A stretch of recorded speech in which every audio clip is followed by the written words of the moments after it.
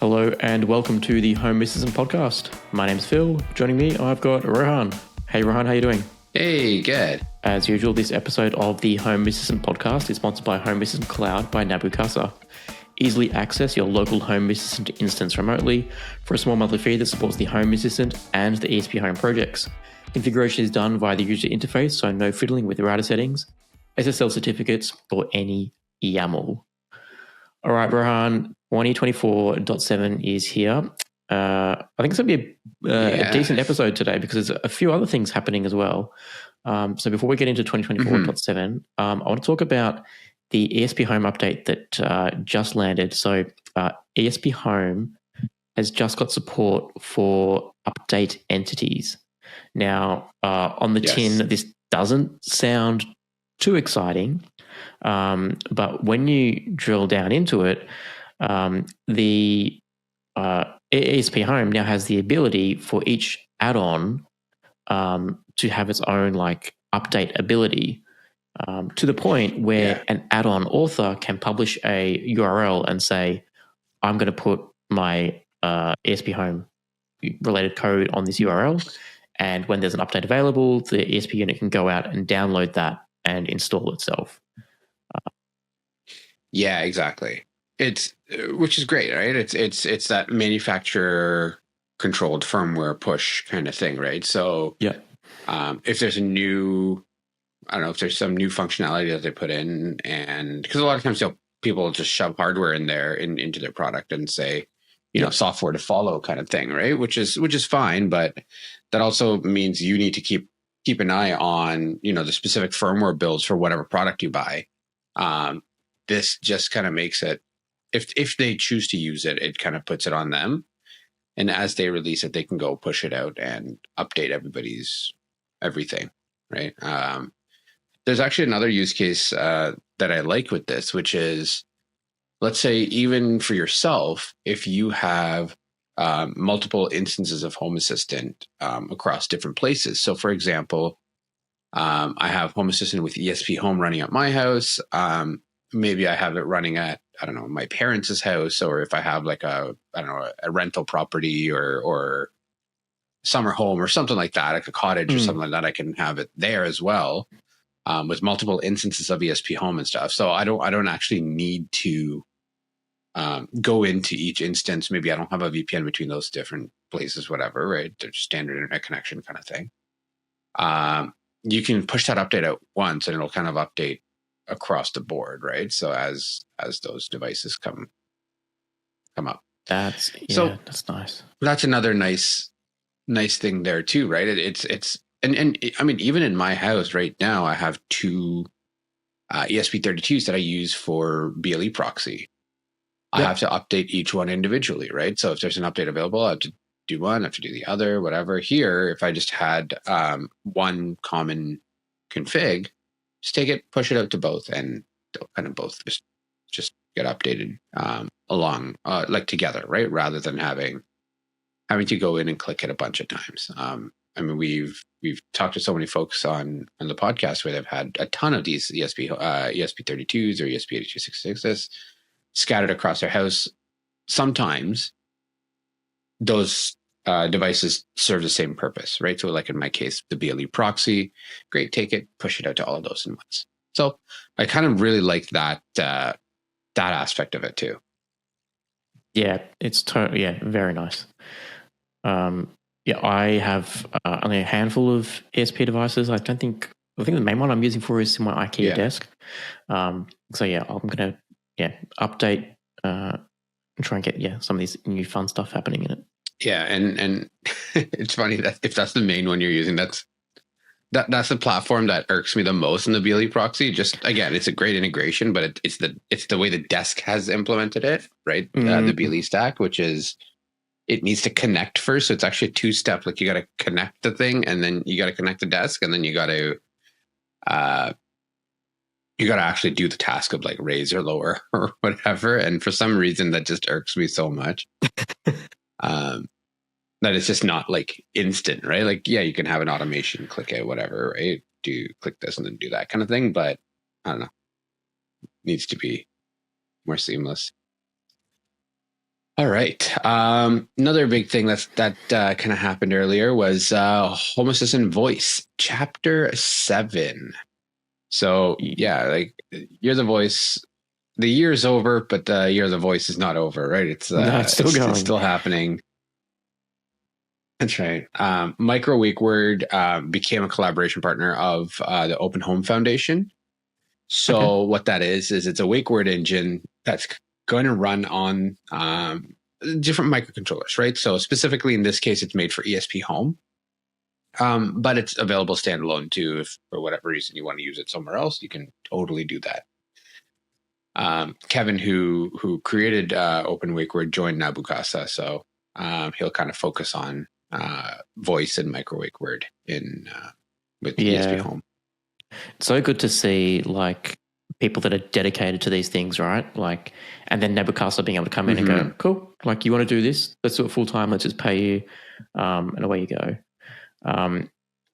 It's getting to the point now where I think I need to get on this like local voice bandwagon, right? And start experimenting with it because I've always been holding out for timers. And the fact that they're here is pretty good. I just need that Echo wall clock somehow hacked and integrated. Then I can be away from so let me ask you, Phil. I mean, so you want to get into the voice, you want to get into local voice. Do you want to start doing things like integrating in Olama or ChatGPT or Google Gemini or one of those as well, or do you not care for that? Like, how do you use your Echo at home? Like, do you guys say, hey, what's some, I don't know, random, how do I tighten a screw? Like, whatever. Do you ask those kind of things, right? We never ask any of those like logical, like who is the president in this year or whatever questions, right? Our only use case is music. That's a really high use case, right? Like playing music. Yeah. Especially for little ones, right? Like bedtime. Okay, put some kids' music on for bed, right? And timers. My daughter, who's 3, is just learning how to tell her to put a timer on, right? I think today she said sort of half of her name and said, set it for 15 minutes. And the Echo device was smart enough to, recognize that she wanted a timer and filled in the gaps and did set a timer for 15 minutes, right? They are the only 2 things we do on the thing, right? We don't use shopping lists. If we do, it's really just a reminder for us. Oh, interesting. And I think I read somewhere this month that the Amazon Echo is now restricting shopping lists anyway. Like I think the 2 apps that we're using, like Todoist and somewhere else, they have to rewrite their app integration now. So, and one of them is not going to do it. The other one is. I can't remember which one it was. So even then, the shopping list feature on the Amazon Echo is becoming a little bit of a meh. You're not going to you've never been able to integrate it with Home Assistant, which was my main point anyway. It's actually quite frustrating. Like, I just hate like that whole, even to the point like one cool thing I discovered this week. So we just got a new bed for my son because we're setting out his new bedroom, right?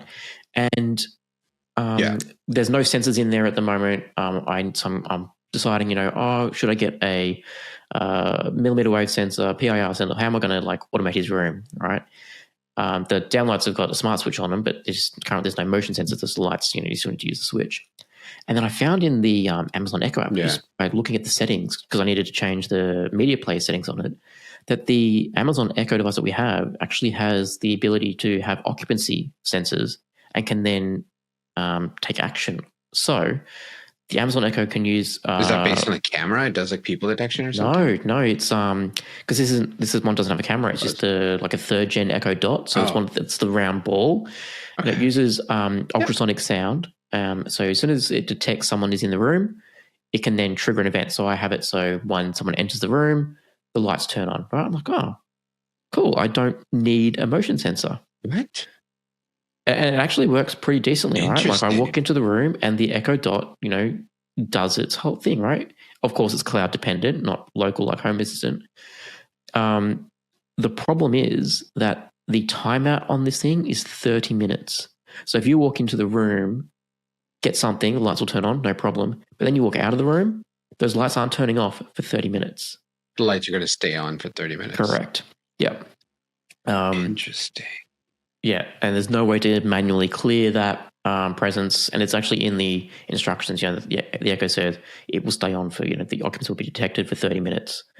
So almost when I know, that was just a random thing I found. Getting back to the voice, that's kind of neat. I've never noticed that before. Yeah, I didn't know it was in settings, but there it was. But anyway, for me, for voice, the timers. My daughter is now at the age where, like, she knows what the voice assistant is, and she can talk to the voice assistant.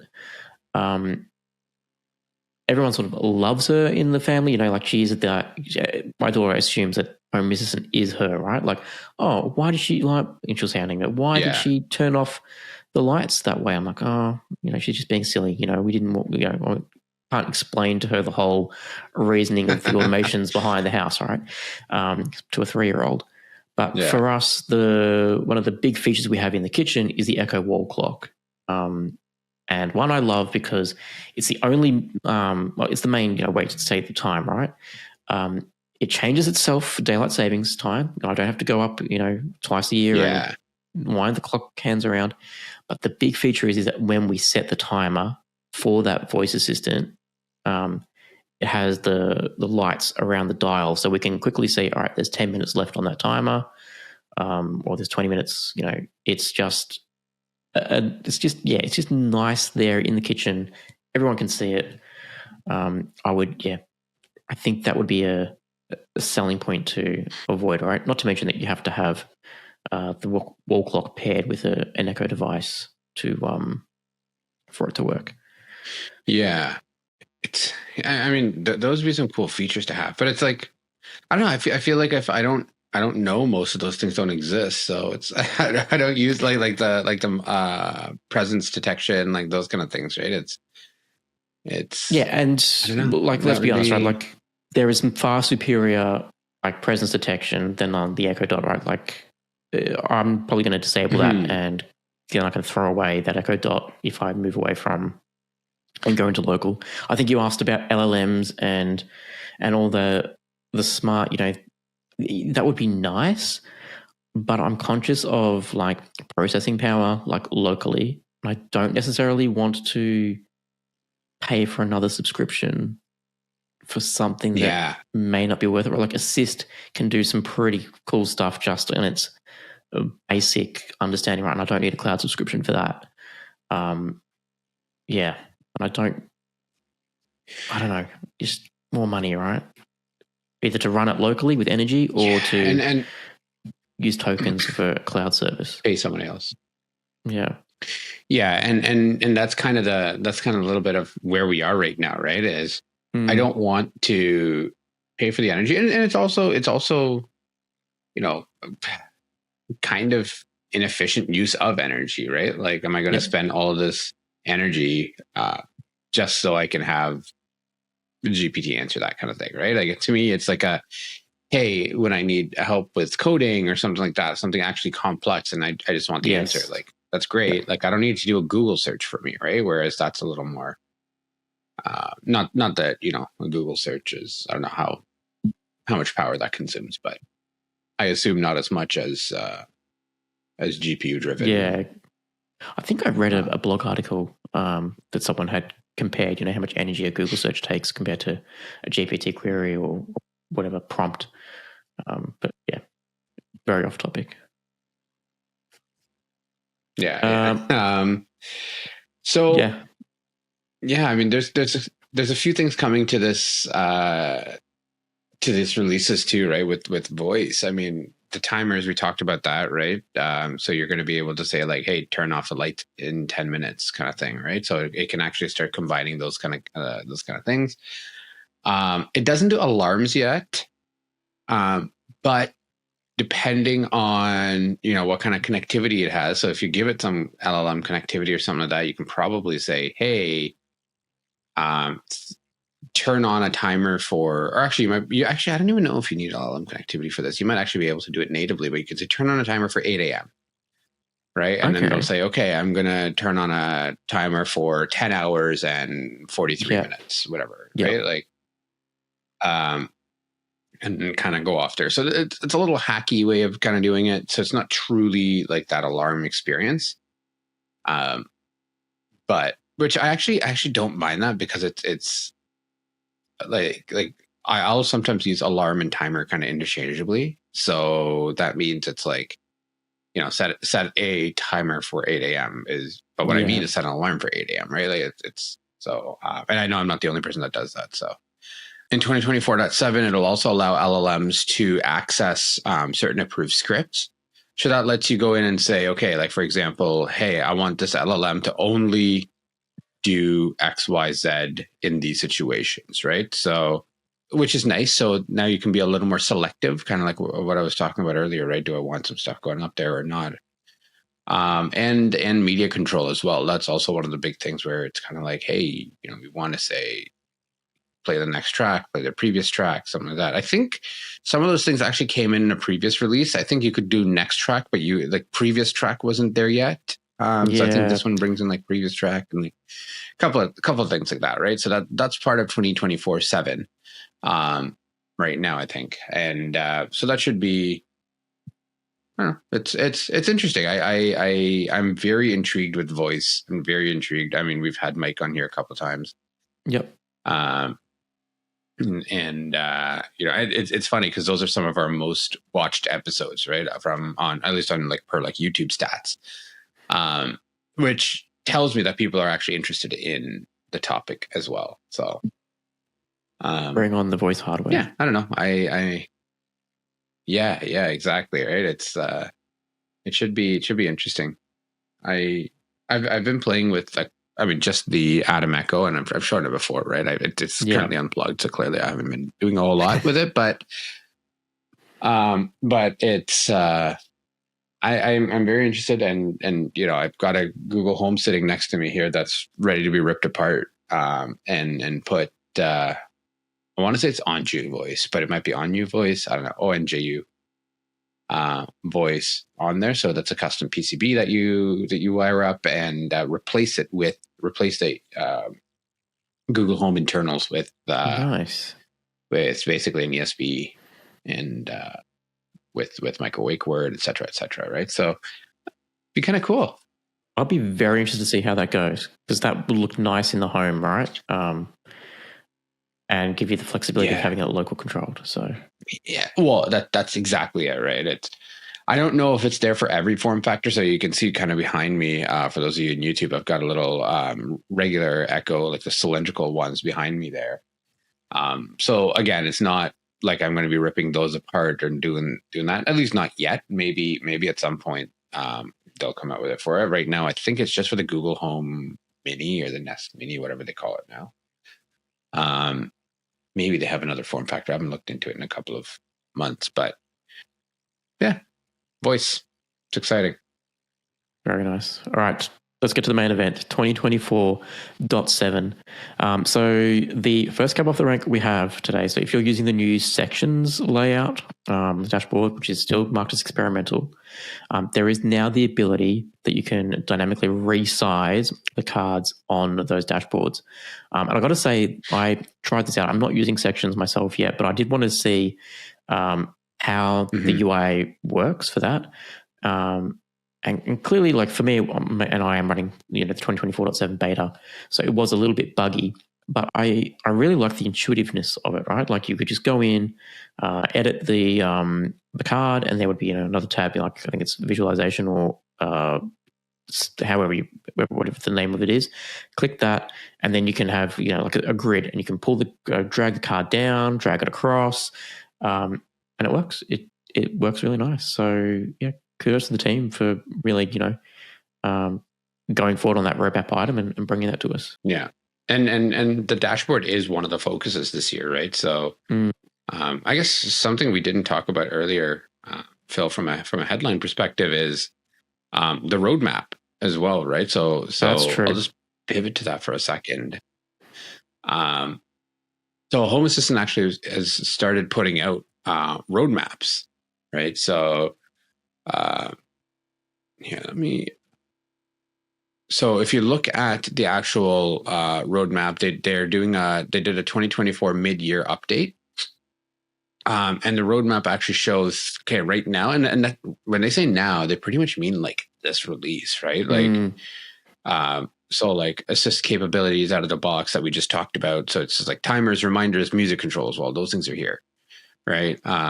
Dashboards, make customization easy. So like sections, better tile cards, drag and drop, those kind of things, right? So that's kind of here, mostly here. And then from an automation perspective, we'll talk about that a little bit, but a lot of that's here too. But coming up, kind of what their focuses are making the default dashboards more useful and more relevant, right? So I think the idea is today, we've obviously seen this transition to Lovelace, starting to move things to the UI, and there's mixed opinions on that, right? People love it or people hate it. I'm on the camp that I like it quite a bit. But people say, hey, you know what? I have control taken away from me, so on and so forth. Where there's still a ton of stuff you can do in YAML, right? If you so choose.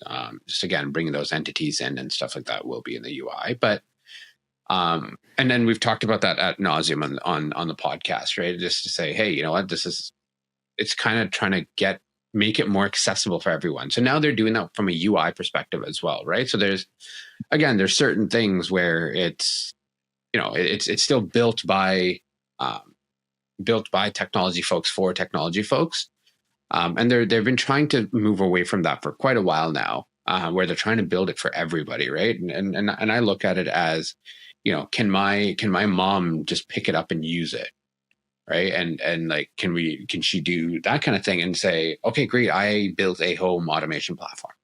Yep. Right. She could probably do. Not that she's tried, but she can probably do it with the Amazon Echo app, or or the Google's Home app, right? Like those kind of things, or even with like the HomeKit kind of app where it's native and it's there and it's easy enough to use, right? It's like it's kind of a little more wizard driven and those kind of things. Hey, scan this QR code, add it here, and it's there. Building an automation is if this and that kind of style, right? And a lot of that's here today, but it's not. It's still not as intuitive UX wise, so user experience wise. And even things like making Assist easy to start with, and making automations a lot easier to create as well, right? So they're actually going to go through the automation engine and look at, like, take a step back and say, okay, how does the automation engine work today, and how should it work? So the idea is make it simple for everybody, but also keep giving it that power that it has today, right? Because the automation engine is, you can kind of just do whatever you want today, right? And worst case, if there's not something it does, then great, you create a template behind it and do whatever, right? So there's hard mode, and then there's like ultra hard mode, right? Depending on what you want to how you want to categorize it, right? Some people it's easy. It's not something I love doing, right? Creating templates and stuff like that. So, and then, going down a little further looking, they also want to start doing things like, hey, let's improve privacy, guest access, public access, right? Which I don't know if I would ever want to enable public access to my to my instance, but guest access, sure, right? Like, yeah. And I know there's a lot of people that do it natively today, right? Where not natively, natively, but they'll say, hey, here's a tablet with this UI, and it doesn't have access to admin functions, right? You can create a separate user, do all that kind of thing, right? But this is, I think they mean a little more like, again, that's still involved, right? You still have to go in, build a separate dashboard for guests and that kind of thing, right? So maybe if there's some concept of these default dashboards, sections is a great first step to that, right? So you say, okay, you know what? These are going to be marked as not, or like admin or user sections. And then you have other pieces that are going to be marked as guest sections, right? Or both, or I don't know what that might look like, or eventually kind of come to. But it's kind of cool when you think about that, right? So now natively, just like on like an iPad, if you pull up Apple Home, you can just say, hey, here's home, and what do you want to do? On, off, blah, blah, blah, right? So even if you have that panel at the front, it's like, okay, this is what you need. This is what you get. So it's nice to see that there's a roadmap. We can leave a link to that as well. If you missed it, we'll put that in the show notes. And yeah, and again, the big theme is they're going for that home approval factor, right? So make sure everybody's able to use it, make sure it's worthwhile, right? And what I like is a lot of the stuff is they have a goal. They're not just building things for the sake of building things, right? There's a, hey, here's our vision, here's where we want to be, and let's work towards that. So going to that Open Home Foundation and donating these projects, so ESPHome, Home Assistant itself, and we talked about Microwake Word. So on like these kind of projects, when they get donated to that foundation, what that does, it actually prevents the actors that are there today, right? So let's say like Paulus and Nabukasa and like all of these folks, it actually prevents them from being able to say, hey, we're going to pick it up and sell this to the Samsungs of the world or whoever, right? And say, hey, like, I don't know, like maybe tomorrow Logitech is looking for an automation platform. Hey, it literally stops them from selling it, right? Because it's in the foundation's mandate that they're not able to do that. Which is kind of cool, right? It really shows to me, that shows the like Paulus and that entire team, that core team, it shows me that they really want this to be a proper open project and go from there, right? So yeah, that's a little bit on the roadmap. I mean, I did a lot of talking. Phil, do you have any? Look, any comments there? I love the roadmap. I think that it would be. I'm ready to see what is the next roadmap. Look, to me, this sort of seems like the standard stuff, right? Like I feel as though sections is just the next Lovelace, right? And I'm ready for the next big thing, which seems to be AI, and it does seem to be happening. But yeah, I'm ready for, like, I don't need another iteration of a dashboard, right? I have, I've got a pretty good dashboard as it is. But I totally get the reasoning behind it, right? We need, for the project to be sustainable, we need, to open up the project to not just technical people. But yeah, I'm ready for some, like the next big leap, and how we get there, right? So for me, I thought as their initial roadmap, this was just a business as usual sort of what Home Assistant's doing. I think the later column was still a bit fluffy, and all later columns in a roadmap will always be a bit vague because we don't know what later is going to be. But it would be good to see some crazy ambition on there. But yeah, it's a roadmap at the end of the day, right? Yeah, I mean, I think there's still some stuff that they're going to. I don't think it's keep close to their chest, but I think there's some stuff that they want to flush out first, right, before saying, "Hey, we're going to do this," and then they don't. Which I get. New features, all right. Data tables. So there's been a little bit of work that's happened in the data tables, right? So that's when you go to if you go to integrations, and then you click on one of the integrations that you have, or just that kind of table that shows you, hey, here's all my automations and those kind of things.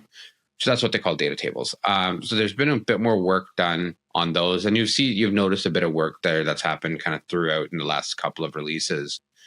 So now there's the ability to customize those columns as well. So you can go in and say, hey, I want to change the order.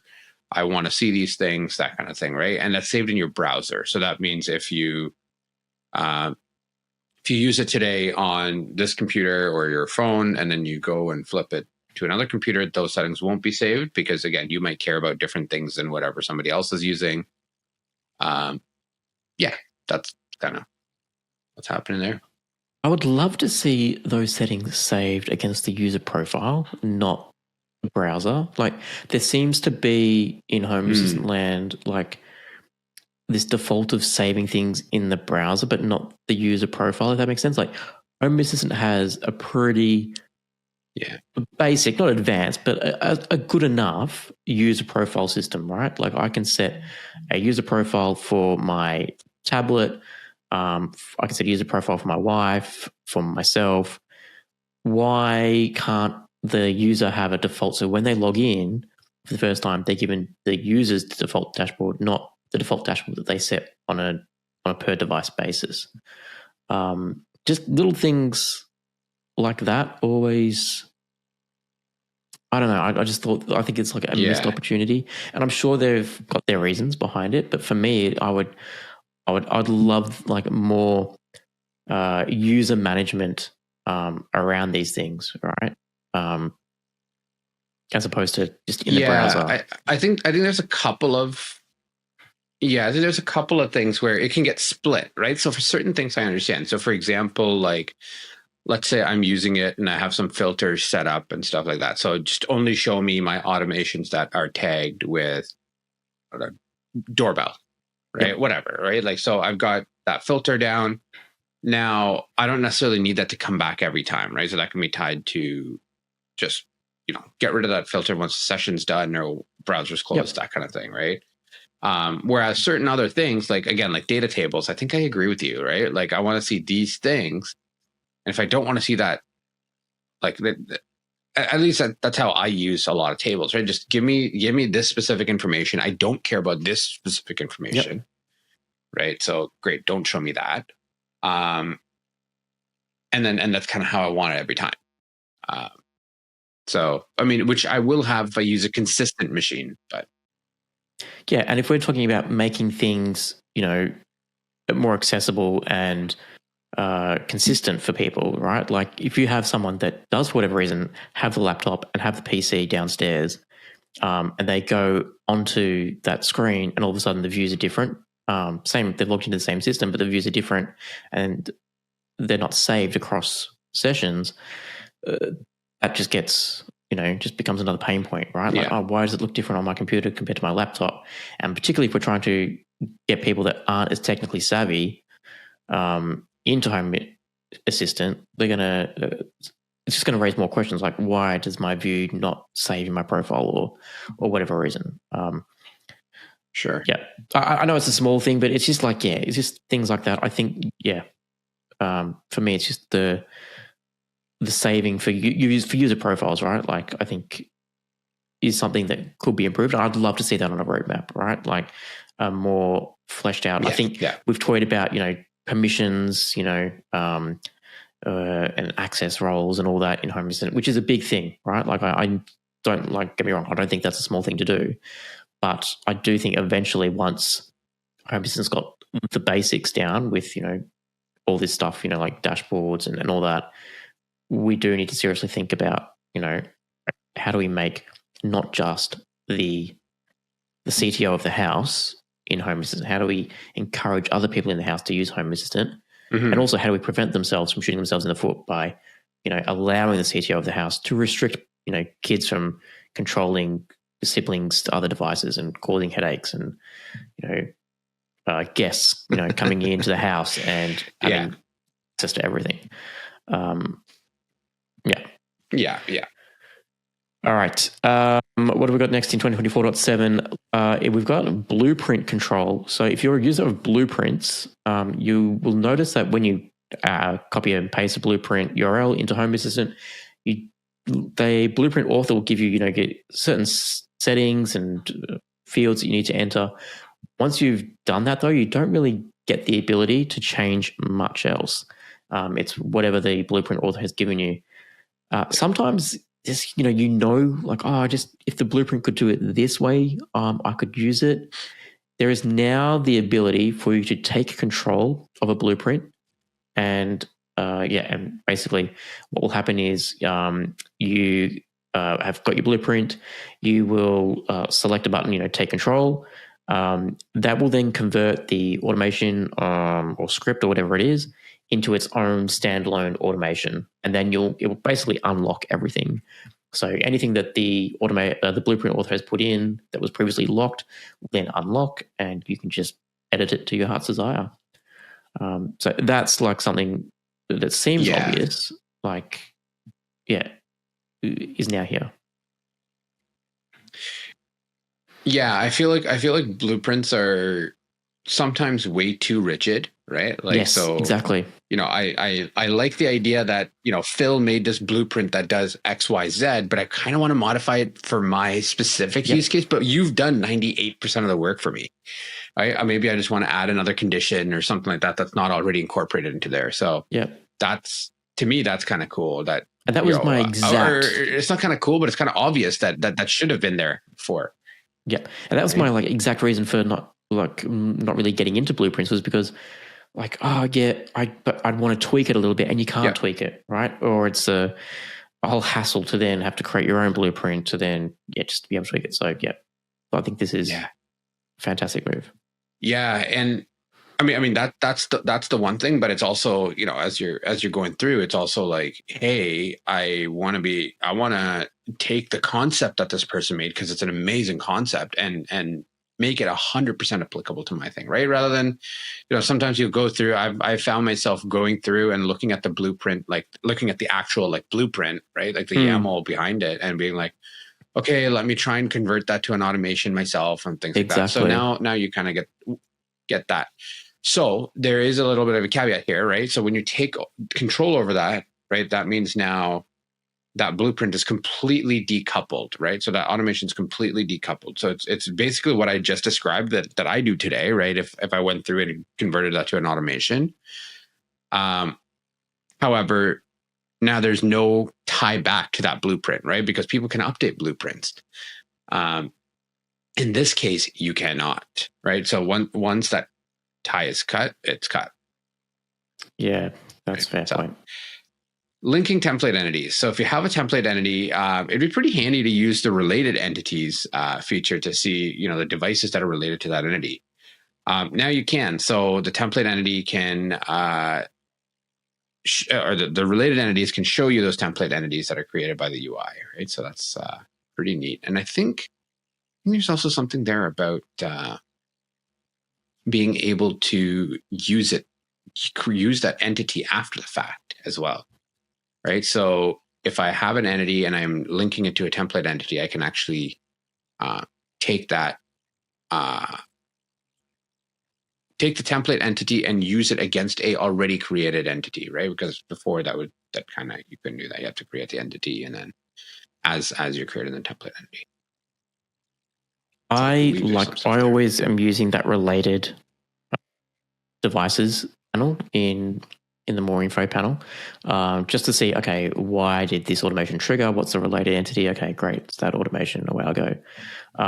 And I think this is a really useful tool, particularly for the template entities, right? Like I'm always going in, I have a template entity that determines if my central thermostat or central heater should be used, or if the local heat pump air conditioner should be used. And there's a whole bunch of conditions that go into that. How many rooms are occupied? Where are people in the house, sort of thing, right? And to be able to click that, like right now, if I click related, nothing comes up, right? But there's so many different moving parts to that template. It would be cool to be able to just see from a quick list, okay, and jump to that list. Go, all right, here you go. This is what caused it. The only issue I have with this rollout is unfortunately that this feature where you can link the template entities to the proper entities behind them is it's only for template entities created through the UI, which I get. There's UI IDs and all that. For me, when I'm coding in Home Assistant and I'm coding in YAML or I'm coding in Ginger templates, I'm doing that in VS Code. I'm not doing that in a UI. And I understand the UI has got, it has a text editor that can, give you a GUI, like a coding experience, right? And like refill entity IDs and code completion. I get all that. But for me, I'm doing it in YAML because it's code to me, right? And it's just a shame that you can't for whatever reason, expose those related entities, which I don't think would be hard to do, right? Like we used to have to do that for template entities. We used to have to specify which entity ID was related to a template for it to be based on what rules to trigger the changes to that entity. So I don't think it's hard, or maybe it's not hard, but I don't think it's been previously there, or it could be done. It's just a shame that this one's only UI applicable for those UI ones, because I think it would be handy to have. Yeah, I agree. All right. Here's another one for you. If you are playing along and you didn't realize Home Assistant didn't already do that, you can now change the radius of your home zone through the UI. So previously this was a YAML only feature, so complete opposite to my problem just here. When you would set up Home Assistant, you would put in your address or your coordinates to your home, and Home Assistant would default to a 100-meter radius around your house. That is your home zone. If you wanted to increase or decrease that radius for whatever reason, you had no ability to do it except for in the YAML. That is now been exposed to the UI, and you can do it, drag it ever so nicely. So I would have thought that has been there for ages, but I was surprised to see that in the release notes. So July 2024, you can finally set it. That's it.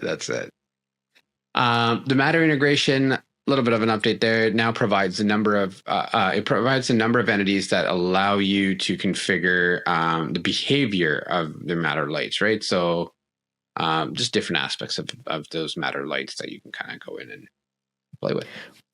One that I was pleased to see was the Android TV integration has now got support for remote entities, allowing you to remotely control your Android TV. For those playing at home with an Amazon Fire TV, that is also an Android TV. I have a Fire TV stick, so I was excited. I was like, "Yep, get the beta in, let's go! I want to see what remote entity I get." And I was given two shiny buttons, an on and an off button. So, it's the worst. Yeah. well, nothing too exciting. Like, okay, I can turn it on and off now. But if you've got a fancy, I don't know, maybe like a NVIDIA Shield or something, maybe it'll give you up, down, and all those fancy controls as well. But at least the Fire TV stick I had was just on and off. That's what you get. There's now support for integrating the camera from tablets running fully kiosk browser. So there's actually some cool stuff you can do there. And then so now it's like you can also go in and take there's an entity for taking screenshots as well and send notifications and text-to-speech messages to the tablet. And the media player can now play videos. So now what this means is a little tablet that you have on the wall, right? Whatever tablet that might be. If you have fully kiosk browser on there, you can actually use that almost as a Home Assistant device, right? So it has access to the camera. You can actually use that as like maybe that's set up at your front door, right? So you can say, hey, you know what? I actually saw somebody come by and take a snapshot of that. Who's here? Who knows? Maybe you got enough compute power, you run machine learning against it and say, hey, it's Rohan, or hey, Phil's over, right? Like whatever that might look like, and do something cool there. But the neat thing here is it actually lets you use all of those things as an extension of Home Assistant, to me at least, right? That's how I'm kind of looking at it. Mm-hmm. And you're seeing again, let me send notification to it. Let me do all of those things, and let me play a video on the media player, right? So I think it's pretty neat. I don't use fully kiosk browser, but I do, or I don't use tablets at like my door or anything like that. I know, Phil, you do, I think. Yeah, I do have one in my old house. I've got one. But it is exciting. Yeah, I've got one randomly in the garage, and it has fully kiosk running on it. It's an Android Fire tablet, so it's incredibly slow. And the app will just randomly crash. I'll walk up to the tablet, and the screen will be just on the menu. But no, I think from memory, there's been a couple of these features like playing audio and potentially playing video that were part of the browser mod extension or card in hacks that extension would expose, like media player entities of your Fire, of your fully kiosk browser to Home Assistant. So this is just bringing those sort of entities back into the official integration, which is cool. I think I'm going to, this might actually prompt me to dust off the old Fire tablets. I think I've still got a brand new one in a packet somewhere that I had grand plans for, but didn't realize how slow these things were. But maybe this is enough of a push to roll them out somewhere. Because, they could become inside cool. security cameras, right? Like, when we go away, turn on all the Fire tablet cameras and, watch inside. I don't know how good the quality of the video on those will be. I guess it depends on the tablet you use, right? If you use like a higher end Samsung tablet, maybe it's great, right? Or but yeah, it's something, right? All right, Unify Protect now has support for animal detection sensors. So you've got a Unify device. Pretty cool. I think there's been a few updates to the Unify integration this release too, so that's always good to see as well. All right. Reolink gets support for manual recording, software updates, and playback of the auto track lens. So there you go. Bang & Olufsen integration now supports announcements, and the support for the Tidal music service has also been added. Yeah, and something cool I learned about the Bang & Olufsen, the B&O integration that's actually managed by Bang & Olufsen. They're the ones that actually directly contribute to it and stuff. So you're kidding. It's nice seeing a vendor kind of do that. Yeah, I didn't know that. Frank was talking about it on the creators call, and I was like, that's actually really cool. Wow, and not just any vendor. That's a pretty big brand, right? Usually those kind of brands, especially high end brands, don't care about any of that kind of stuff, right? It's it's nice to see that. I mean, and I like their stuff, right? I mean, the headphones you usually see me wear, these ones here are B&O in collaboration with Cisco. So it's like I like them, right? This isn't a pitch by any means. Buy it, don't buy it. I don't really care. And I like the quality of it. I like that piece, right? Like it's I don't know. It's nice to see that kind of a company kind of stepping up and doing that, right? Especially when we see just like pure comedy come from some of these other companies, right? Absolutely. Like around like, hey, we're going to stop supporting anything open source, and then their American arm is like, no, that's not us. They're the Europeans are just speaking for themselves there, and like it I don't know. It's nice to see that when a company is actually just like, hey, we're just gonna contribute this because I'm guessing B&O probably realizes, hey, this actually this actually helps us in the long run, right? More people integrate it into their smart home or whatever, the more people just buy our product because it's there, right? So, yeah, and again, they're not paying us to say this or anything, but I just thought it was really cool that they did that. The Nanoleaf integration got a little bit of love as well. So you're able to add the event entity. So if you now start some Nanoleaf panels let you touch them and do stuff, right? Based on that, that's actually now exposed to Home Assistant. So what happens is now maybe, I don't know, you have like a sequence that you tap and it can do something, right? Like, so, and that can actually trigger something in Home Assistant. So I don't know. I think that's pretty cool. I don't know if the ones you have behind you are Nanoleaf, Phil, but they are. I was just about to say, so I've got, there, but to do a Rohan, this is what's behind me right now. That's the Nanoleaf Fire elements or whatever they're called. So I don't know. My Nanoleaf, I've got a love-hate relationship with them at the moment. Like, I'm just been watching what I've been recording, and I'm running 2024.7, and this Nanoleaf behind me has been going marked unavailable in Home Assistant every 2 minutes, right? I would go to press a button on the thing. Amazing. And it would just unavailable. And it's happened like for the past few months. I have the Nanoleaf Canvas, and that just random, like it's a couple of years old now, but that just randomly disconnects from my Wi-Fi, and it starts flashing and it gets marked as unavailable. I've got to the point now where you have to literally power cycle that Nanoleaf for it to rejoin the Wi-Fi. So I've ended up putting a Z-Wave smart switch on the thing so that when Home Assistant detects that it's unavailable on the Wi-Fi or it's dropped off Wi-Fi, it kills the power to the Nanoleaf and then reboots it. I think it must have like a dodgy Wi-Fi chip or something. It's probably needs a replacement. But as I said, it's only a couple of years old, and it's just annoying that it's out of warranty. So if I want it fixed, I'm going to have to buy a whole new control unit, which means spending more money to them. And they're all stuck up on my wall, right? Like if I pull them down, I'm going to be ripping off paint and Yeah, all you're that. not going to rip it down. But yeah, anyway, back on point for 2024.7. When I downloaded the beta, I could see straight away in the logs there was notes saying, "Oh, I've detected this gesture on this Nano Leaf." So it's there. I don't know what use case there would be for it, because I know you can swipe up and down on it to control its brightness and stuff. So maybe you could have that as a flick it to change music somewhere or something. But yeah, I'd be interested to know what people are thinking of using that for. Cool. Yeah. If you haven't and you use it, post it in the comments or shoot us an email. That would be definitely great to see what you do with that. And if you have a SwitchBot Pro, good news for you. It's now supported 2024.7. Yeah. A few integrations got love with getting platinum level quality. So ESPHome, I swear ESPHome is already platinum level. It's kind of their own project. So you'd think it's nice to see they don't favor themselves for it. Yeah. It's the ESPHome, Pyload, and Teslametry get platinum level quality status, which is actually cool to see Teslametry, because that's literally, I think it's a very recent addition, right? So they've actually moved up pretty quickly.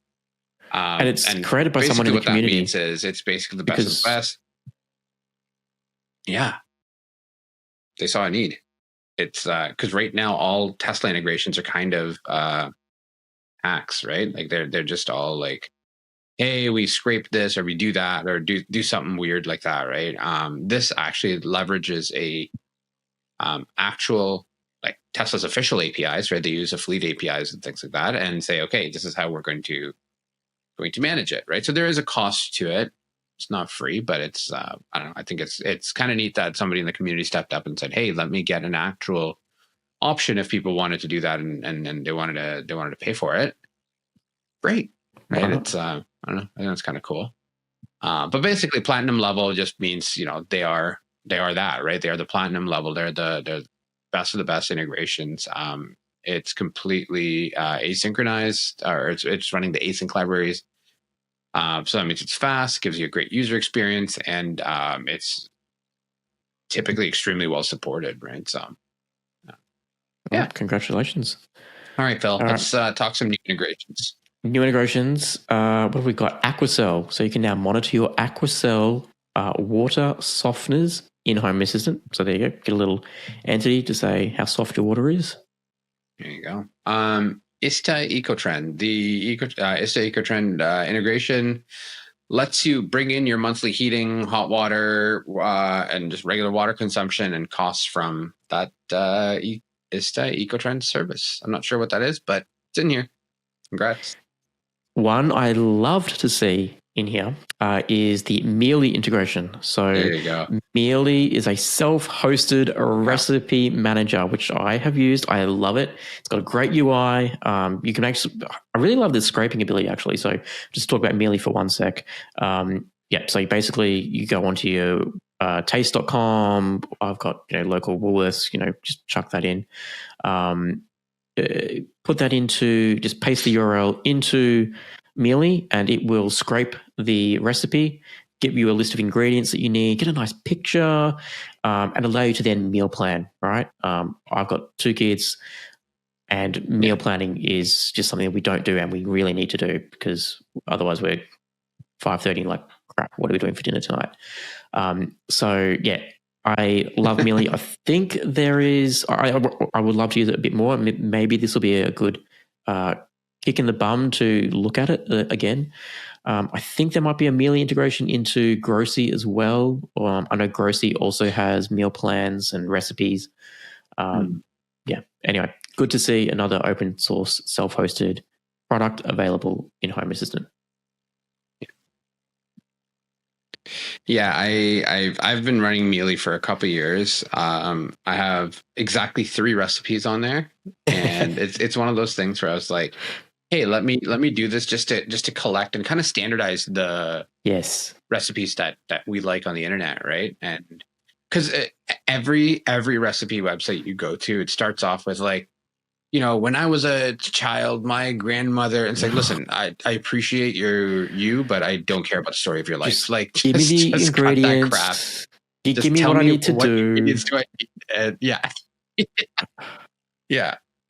Yeah. And I realize I say this as I'm literally talking on a podcast about my experience about stuff. And I realize the irony there, but it's I will say it's a do as I say, not situation, right? Where I'm like, I'm not doing that, but I will 100% do that still on my podcast. But yeah, it is pretty funny. But yeah, so I use it, but I tried to make it a thing in my household. I'm still running it today, right? It's still sitting in my Docker stack there.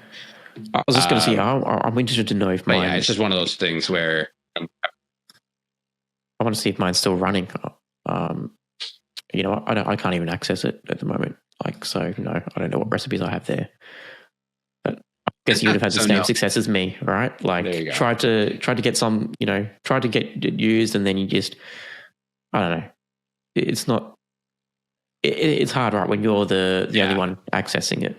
Yeah, exactly. All right, let us move on. Noki. So Noki is a smart device that turns any surface into a remote control, which you can now use to trigger automations. So let me unpack that a little bit. So when we say any surface into a remote control, basically you means you can like tap it or tap like a table or something like that, and it can happen. Cool, great integration. If you have it, fantastic. They seem kind of pricey for what they are. I don't know. I feel like I'd just rather just use a vibration sensor and just bang on the table or whatever. Yep. And Phil, you and I were talking about this off camera earlier, and like, yeah, I'm interested to know like how accurate this thing is, or how susceptible it is to false positives. Like a vibration sensor is very like, sure, it will get any vibration. But if that thing could determine what is, someone putting a plate down on a table as compared to, a definitive knock or a command being issued to it, then maybe it's worth it. True. I would. True. I would want to know what use cases would be there though. Like if it's literally a sensor for someone to determine if somebody's knocking on your front door, I think there are other sensors that can do it. Like even just the vibration sensor is good enough there. But if there's some other random, I don't know, can you like punch out SOS on there and it will tell you that someone's actually done an SOS knock on there? Maybe then it's worth it. Yeah, I don't know. For me, I don't see the selling point to me. Yeah. It's well, and Phil, we were talking about it before we started recording this episode too. I mean, we've seen this being used all over, right? So Reed on Smart Home Solver, he's got it attached to his media console where he smacks his table twice and it turns on the projector and like all of this stuff, right? And it's like, so it's not new, and I'm pretty sure he's just using like a $5 like, I don't know, like Xiaomi sensor or whatever, right? Like, I don't know. I guess it depends on the use case, and maybe they do the one thing really, really well, or I don't know. Maybe they can differentiate a plate versus a hand smacking the table. I don't know. I don't see it, but cool. Let's talk some breaking changes, Phil. Well, sorry, just before we do, so, and you do want to do all that. I'm just looking at I just pulled up the Noki docs. You'd want it to do all that, but it is cloud push as well. So there is a cloud reliance, right? I don't know. I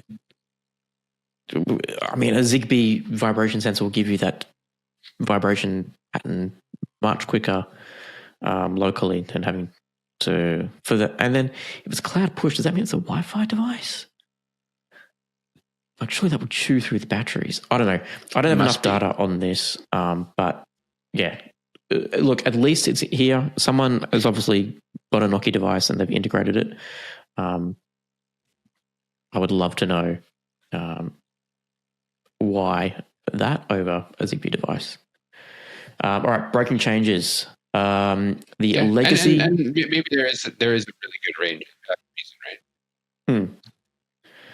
All right, some breaking changes. The legacy API password feature, which was deprecated in December 2023, has now been removed. So if you're still using the old legacy API password, so just a single password to access Home Assistant, that's not going to work anymore. You now need to update that before moving forward on 2023.7. Open Weather Map. There's some obsolete forecast sensors there. Those have now been removed, and they've been fully replaced by weather.getForecasts service. For Shelly devices, the switch entity for controlling a Shelly gas valve has been removed, and the valve entity has taken its place. So just removing the old switch, replacing it with the new proper entity class for it. If you do use the switch entity in your automations or scripts, you must update them to the new valve entity. A little more on weather. The weather service Get Forecast was deprecated in favor of Get Forecasts. So plural versus singular in Home Assistant 2023.12. So now that's been removed, right? So from what I said earlier from the Open Weather Map, that is using the weather.getForecasts, the plural service. And last, certainly not least, if you're a Z-Wave user, make sure you update your server. A version bump required. That's it. 2024.7. Yeah, that's right. A little bit of a long one, but we're good. All right. See you in the next one. All right. Cheers.